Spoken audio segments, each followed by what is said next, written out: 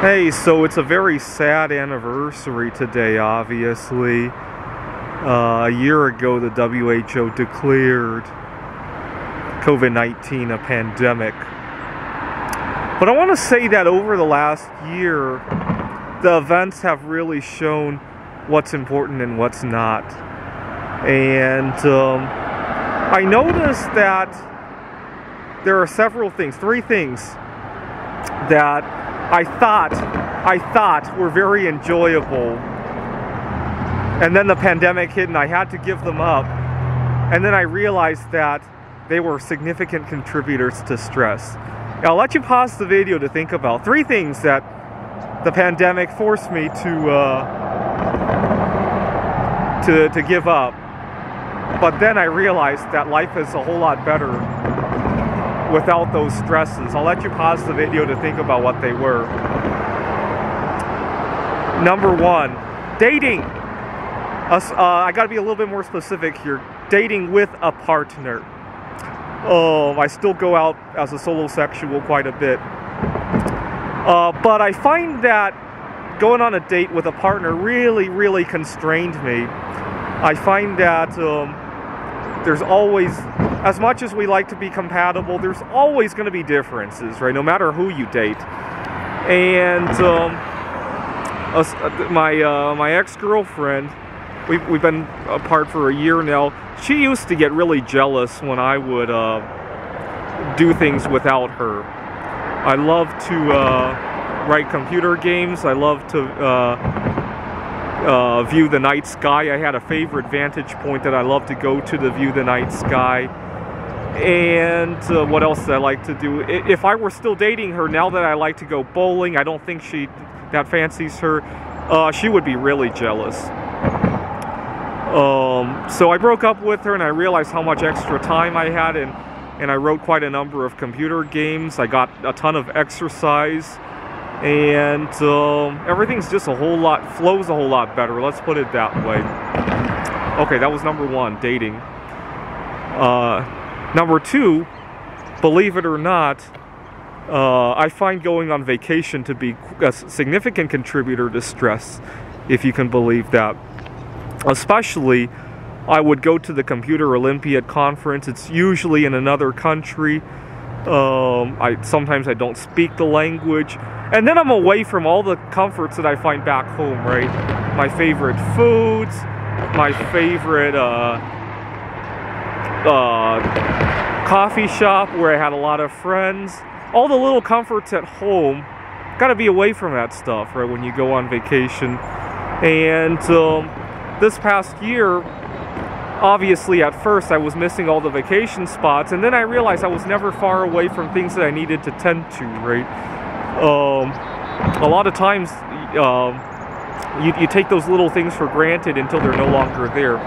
During the pandemic, obviously, I took a lot of my comfort foods for granted, and then I realized they weren't available. People were panic hoarding, the stores were sold out, and I had to get over that, but the first few times I did it, it was a big shocker. So I'll have to think very hard about whether or not I ever want to go back physically to the Computer Olympiad now that we can handle everything remotely. It was a lot more comfortable that way. Even though I found it very difficult to join so many contests when it was remote, at least I didn't have to deal with the language barriers, the cultural barriers. Okay, so dating with a partner and going on vacation away from home, those are two big things that gave me a lot of stress. There's another one. This one's probably a little bit more obvious to everybody watching my videos. Driving! I find that a lot can go wrong when you get behind the wheel, right? Cars have a tendency to break down. They have a tendency to get into accidents. They have a tendency to generate a lot of anger and rage. And actually, I noticed this many years ago. I was driving a Honda Accord. I totaled the car. 4 years ago, I totaled my Honda Accord. And out of curiosity, so if you guys ever watch personal finance shows, there's a lot of personal finance advisors that say you should never use this, right? A credit card. But I practically always use credit cards, and I always pay off the bill at the end of the month because I want to track what I'm spending. And so when I totaled the car, I decided to add up all of my car expenses for the year and a half that I owned the car, just out of curiosity. And I obviously knew from the car title how many miles I had put onto the car, and I did a little math to see how much it cost me per mile, just out of curiosity, because I used to have a hard time believing why the IRS would let you deduct 50, 60, 70 cents a mile. It's fluctuated a bit. And when I did the math and I added up all the expenses, including the fact that I lost like the car and I had to pay a $1,000 deductible, and I discovered it was costing me almost $1 every mile I was driving the car. And that was a big eye-opener for me, because I used to do a lot of gigs. I did private tutoring and a bunch of other gigs where I would have to drive to the site for a job. And I discovered that a lot of those gigs, if you factored in the average car expense, I wasn't even making anything. I was kind of borrowing money. And that didn't even account for all the human costs of all the stress from driving. And that was a big eye-opener for me. And even to this day, I still use that figure quite a bit when I decide whether or not I want to drive to one of my gigs. Sometimes I'll have one time I had a client, actually, a tutoring client, and I told him that it would probably be it would be more affordable to him if he could come over, because it sounded like money was tight for him. And he asked me how much it would be if I drove there, and I said, you probably don't want to hear it.